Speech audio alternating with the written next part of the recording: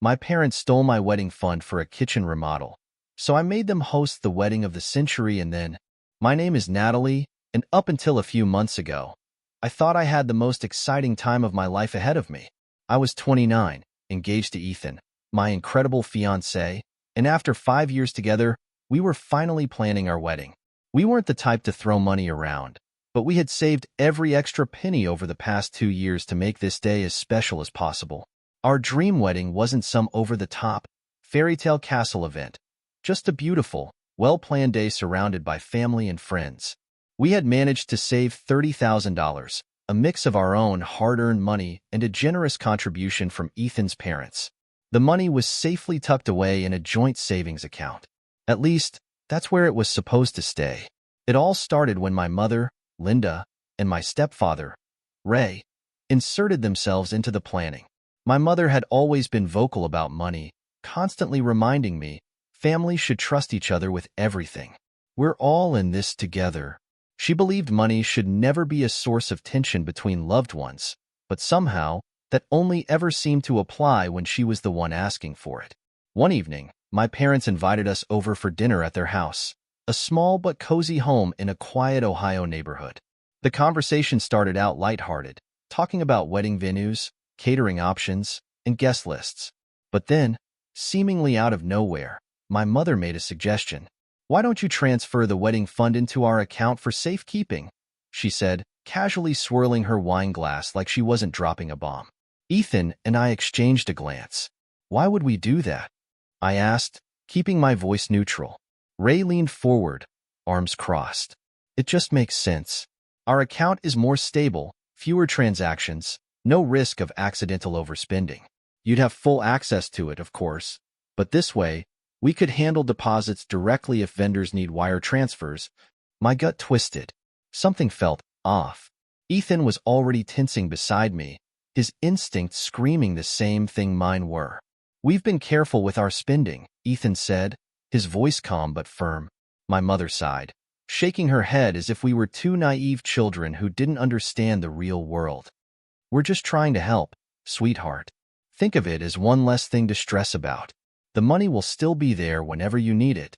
Ray nodded. "It's not like we'd spend it." There it was.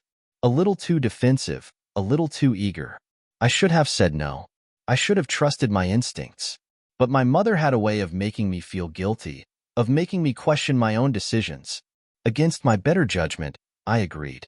Ethan wasn't happy, but he didn't push. He trusted me to make the call.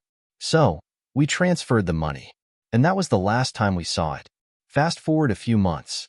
We had found the perfect venue, a charming, rustic space with just the right balance of elegance and warmth. The caterer was chosen, the photographer lined up. All we needed was a portion of our savings to put down deposits. I called my mom one afternoon, excitement buzzing in my voice. "Hey, can you transfer $6,000? We need it for the first round of deposits." A pause. Then, "Oh, of course, honey. I'll do it tomorrow." Tomorrow came and went. No transfer. I followed up. "Hey, did the transfer go through?" Another excuse. "Oh, the bank's been weird lately. Ray has to go in person to approve large amounts, and he's been so busy with work. But don't worry, we'll take care of it." Days turned into a week, then two. By the third time I asked, I was getting anxious. "Mom, the vendors are waiting. We need the money now." Silence. Then she let out a breath, her tone laced with fake reassurance. "There's been a small issue with Ray's business. Some funds got tied up temporarily, but it's all fine. Just give us a few weeks." Weeks? We didn't have weeks. And then I noticed something. The house. At first, I didn't think anything of it. My parents had always talked about remodeling their kitchen, but they never had the budget for it. So when I walked in one evening and saw brand new cabinets, marble countertops, state-of-the-art appliances, and custom flooring, I froze. "Wow," I said, forcing my voice to sound casual. "This looks expensive." My mother beamed. "Oh, we've been planning this for ages." Ages? Funny. They started the renovations right after I asked for my money back. Something cold settled in my stomach. I turned to Ray. "Where's our wedding fund?" Ray waved a dismissive hand. "Relax, kid. The money's fine. Define fine. He let out a sigh, rubbing his temple like I was the one being difficult. Look, we just moved a few things around. You'll get it back soon enough. I felt like the floor had been yanked out from under me. You spent it. A beat of silence. Then Linda spoke, her voice taking on that condescending, I know better than you tone. We thought you were going overboard with the wedding. A kitchen remodel is an investment. The wedding is just one day. One day. My voice shook. Ray shrugged. The house will benefit everyone. A wedding is just, well, it's not practical. I couldn't breathe. They had stolen from me. They had taken everything we worked for. Years of saving, budgeting, dreaming, and spent it without a second thought. I turned to my mother, heart hammering. You promised. You swore you were just holding it for us. Linda had the audacity to look offended. Sweetheart, we're family. Why are you acting like we're criminals? Because you stole from us. My voice echoed through the kitchen. Ray rolled his eyes. You'll get it back eventually. When? More silence. That's when it hit me. The money was gone. There was no eventually. I left that night in a blur, shaking with rage. When I told Ethan, he saw red. We're taking legal action, he said immediately. But my parents didn't care. They had what they wanted. And now, they expected us to just move on. They had no idea what was coming next. Because if they thought they could take our wedding fund without consequences, they were in for the rudest awakening of their lives. I spent the next 3 days in a haze of fury, disbelief, and helplessness. My parents, my own parents, had stolen from me, smiled in my face, and then had the nerve to act like I was the one being unreasonable. The wedding we had planned, the vendors we had carefully chosen, the venue we had fallen in love with, it was all gone. Ethan was ready to go nuclear, researching legal options, talking about small claims court, and even considering cutting them off completely. But me? I wasn't just angry. I wanted them to feel the weight of what they had done. And that's when the idea hit me. I was half joking when I said to Ethan, well, since they spent our money on their house, maybe we should just have the wedding there. I expected him to laugh it off. Instead, he smirked. Why not? I blinked. Wait, seriously? He leaned back, arms crossed. They wanted to invest in their house, right?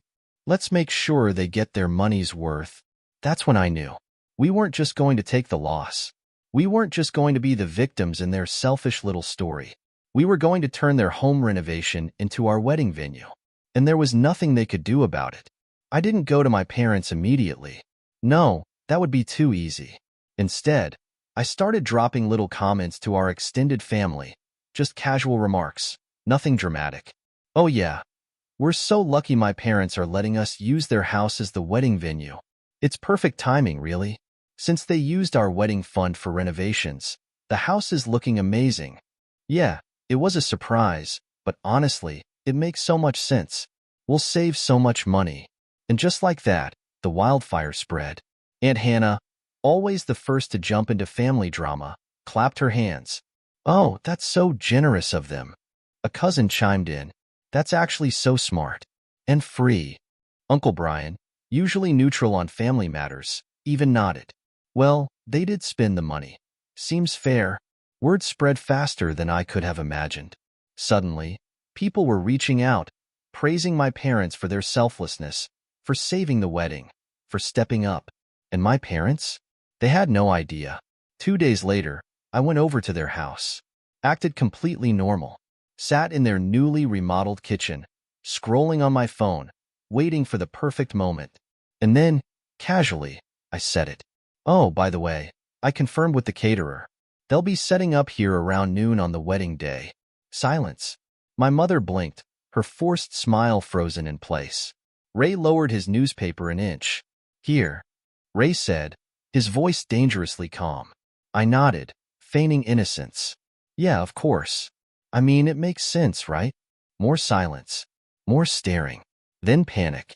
That's not happening, Ray said, shaking his head. I shrugged. You already contributed. The money went into the house, so technically, you've already hosted the wedding. Linda's face drained of color. Sweetheart, that's not what we meant. Oh, but it's what everyone thinks, I said, tilting my head. Ray's jaw clenched. Linda stammered something about space issues, parking problems, too much stress on them. And then, the cherry on top, Aunt Hannah walked in at the worst possible time for them. I was just telling them how wonderful it is that they're hosting the wedding here. I beamed. Linda's face twitched. Ray's nostrils flared. Aunt Hannah gushed. It's such a beautiful house now. The kitchen will look amazing in the photos. Checkmate. By the end of the day, half the family thought this was their idea. The next week was chaos. My parents, who had so confidently reallocated our money, were now trying everything in their power to undo what had already been set in motion. First, they tried reasoning with me. Natalie, let's be realistic. The house isn't built for a wedding. Neither was our bank account, but that didn't stop you. Then they tried controlling the guest list, slipping in their own friends and coworkers, people I had never met in my life. No worries. I smiled. I already finalized the list. Too late to add anyone now. Next, my mother started inserting herself into the wedding decisions. Are you sure about this color scheme? Yep. Set in stone. Maybe we should move the seating arrangements. Mom, I cut her off. You lost the right to make decisions when you spent the budget. She shut up real quick. With less than a month to go, Linda made one last attempt. She started calling relatives, crying about how I was forcing them to host, how they never agreed to this, how I was punishing them over a misunderstanding. But by then, it was too late. People had already chosen sides, and most of them were on mine. Cousins were excited. Aunts were praising my parents for saving the wedding. Guests were already making travel plans. The pressure was unbearable for them. Finally, I gave them an ultimatum. You have two choices. Either we have the wedding here, or I tell everyone why we actually have to. For the first time, they didn't argue. They just sat there, defeated. Because now, this wasn't just my wedding. It was their consequence. Since we were working with a completely different setup now, I had to make adjustments. A full-scale wedding planner was out of budget, but I found a day-of coordinator, someone to make sure things ran smoothly without my mother interfering. The dress? Originally, I had picked a designer gown, but since my parents invested my wedding fund elsewhere, I had to get creative. I found a stunning second-hand dress, made a few alterations, and honestly, it was perfect. Ethan's parents, seeing the disaster unfold, stepped up to cover the food and music. With a caterer booked, a DJ locked in, and decorations arriving soon, things were falling into place. Meanwhile, my parents? They were still in complete denial. As the wedding date got closer, my mother suddenly became too sick to handle the stress. First it was headaches, then fatigue, then dramatic sighs about how she might not even be able to attend if things didn't slow down. Nobody bought it. Not when she was still posting Facebook updates about how wonderful her new kitchen looked. And the best part? Every single person who walked into that house had the same first reaction. Wow, the kitchen looks amazing. Every single time. Linda and Ray had built their own trap, and now they were going to have to live in it. The closer we got to the wedding, the harder my parents fought to regain control. It was almost funny, almost watching them scramble, trying to find a way to undo what they had done without exposing themselves. But it was too late. The entire family was under the impression that they were the heroes of this wedding. The generous parents who had graciously stepped up to host the event in their beautifully renovated home. They had backed themselves into a corner. And I was enjoying every second of it. The first thing my mother tried to do was slip extra people onto the guest list. One afternoon, I got a call from my Aunt Hannah. Your mom mentioned she was inviting some of her coworkers. I didn't know you were close with them.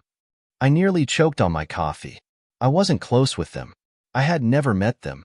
I called Linda immediately. What do you think you're doing? I asked, already knowing the answer. Oh, honey, it's just a few people.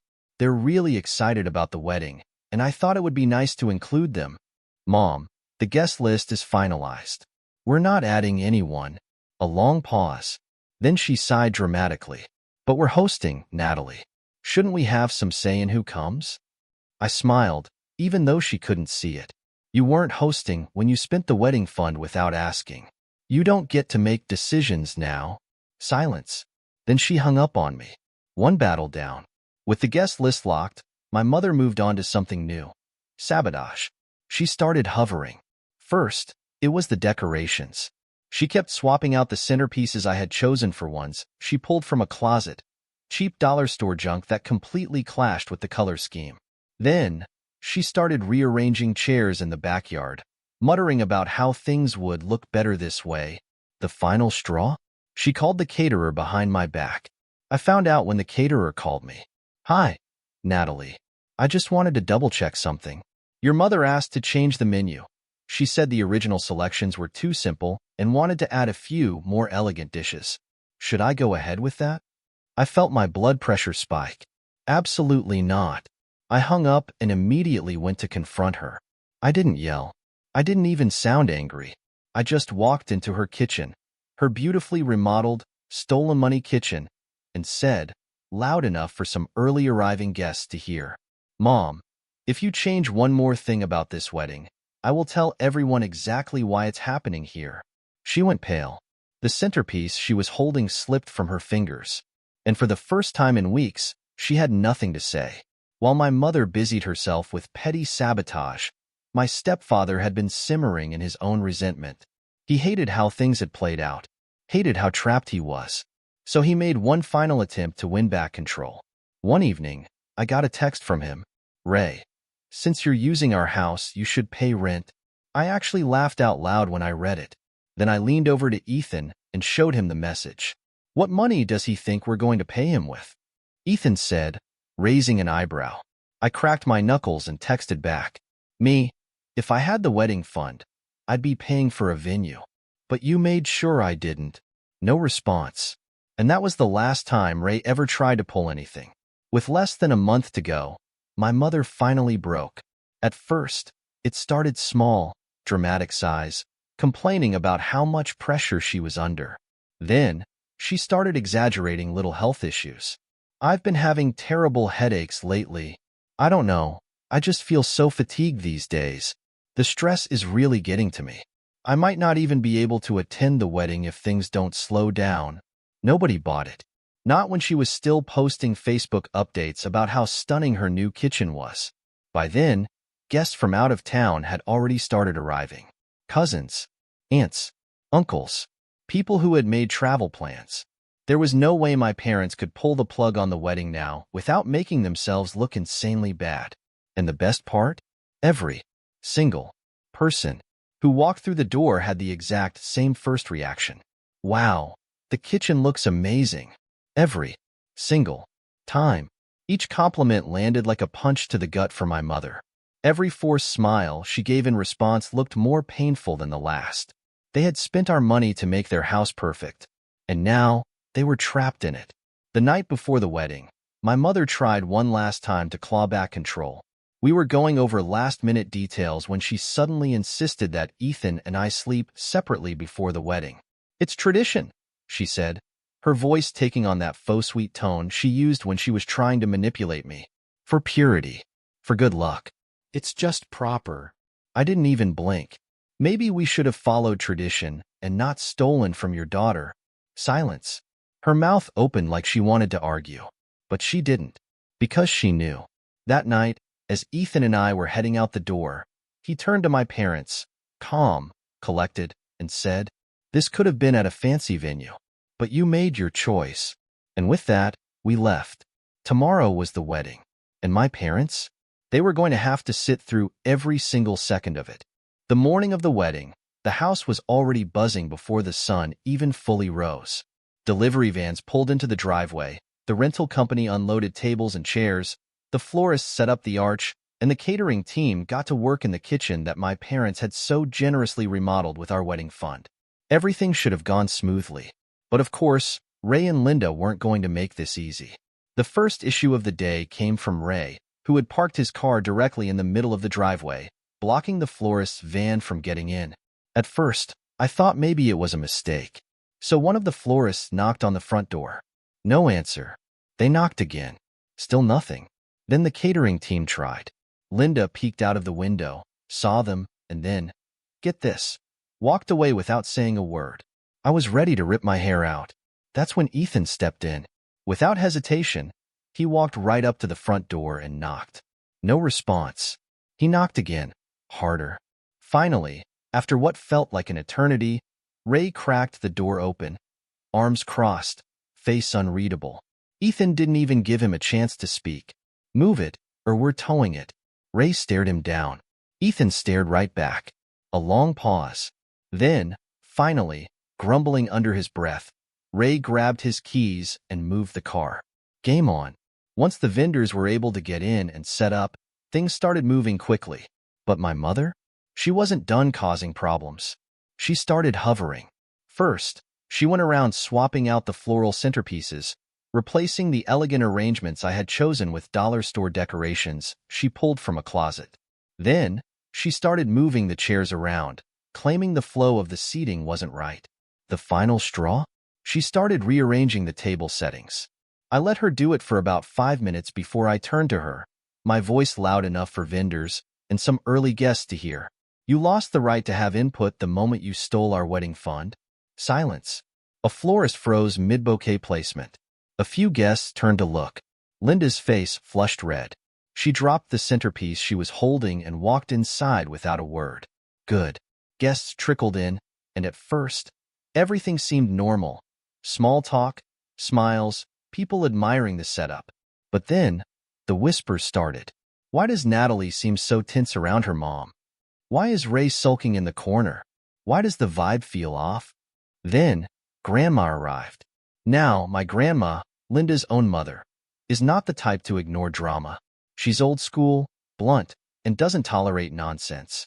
She walked in, looked around, and immediately sensed something was off. She saw Linda sitting at the kitchen table, arms crossed. She saw Ray sulking in the corner like a pouting child. And she saw me, not as a bride enjoying her big day, but as someone making sure nothing got ruined. She pulled me aside. "What's going on?" I had spent the last month keeping things quiet, letting people believe my parents were these generous, selfless hosts. But now I was done.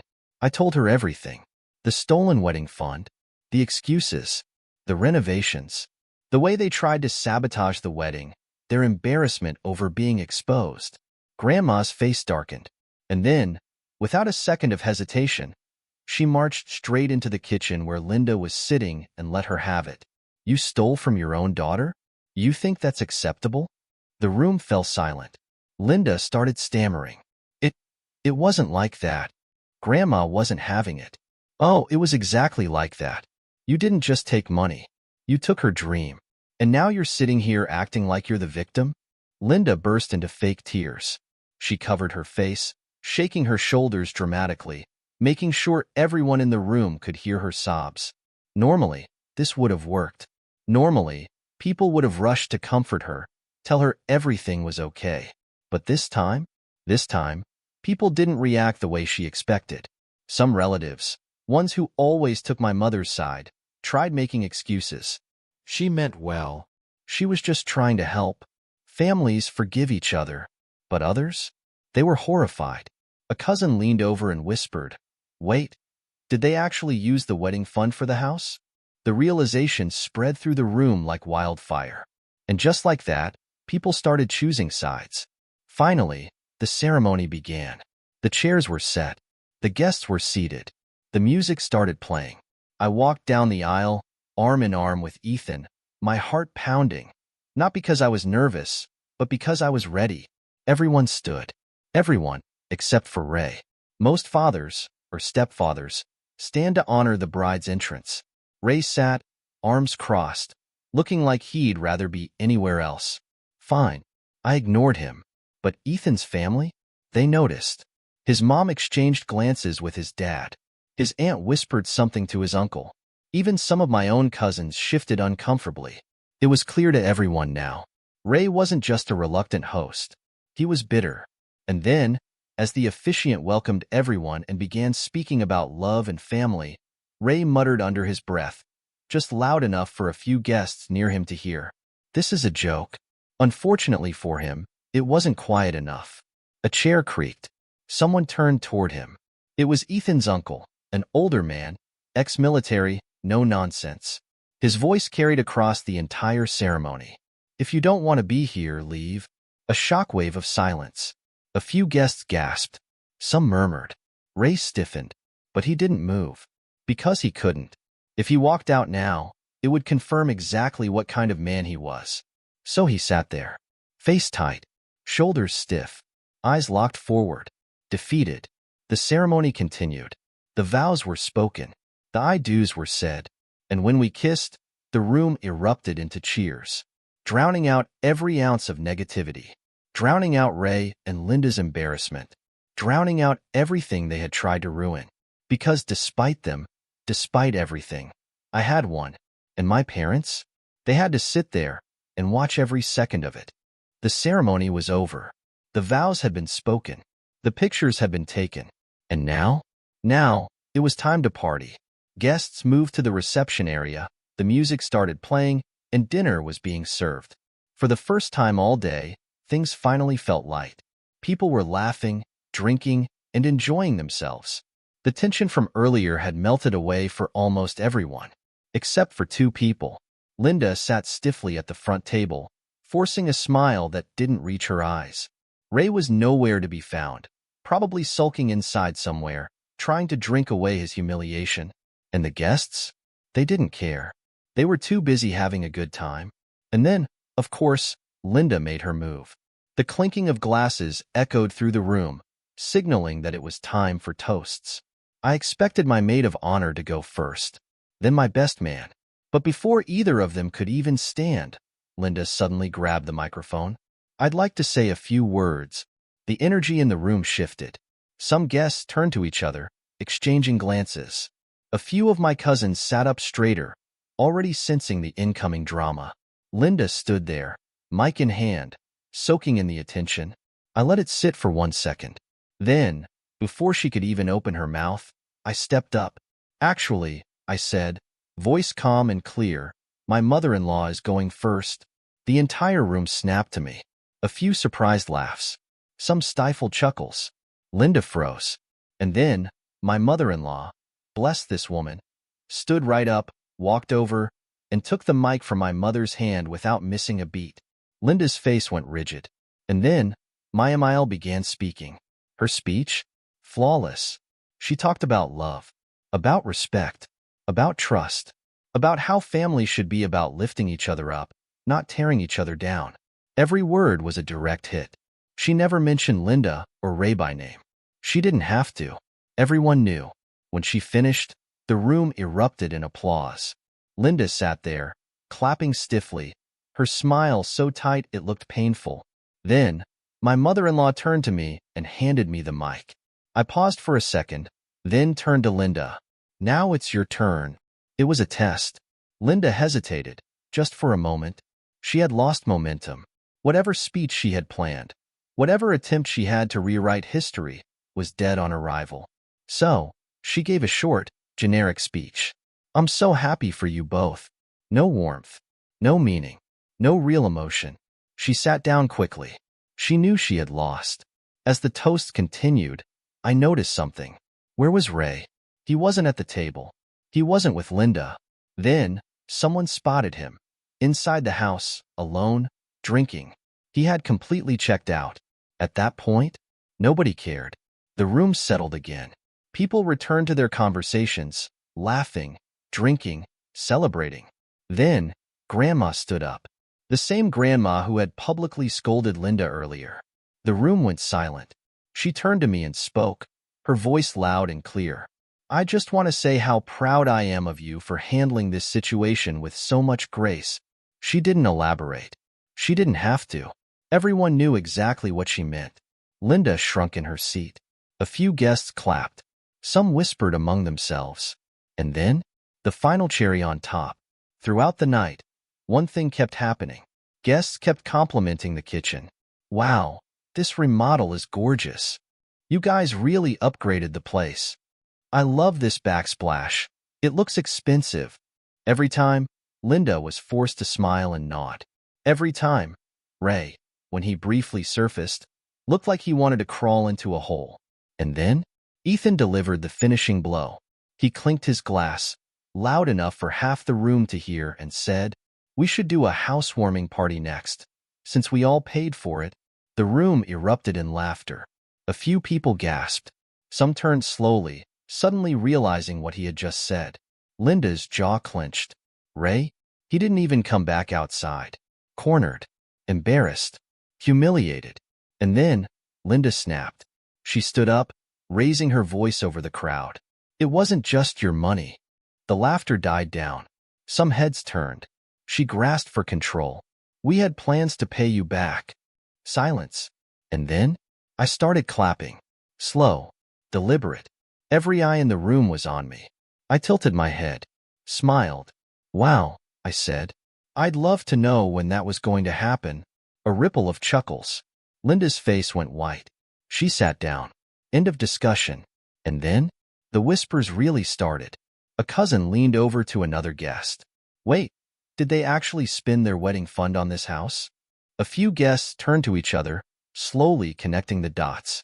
And then, one brave cousin, Leo, who never bites his tongue, asked outright, Did you guys actually use their wedding fund for this?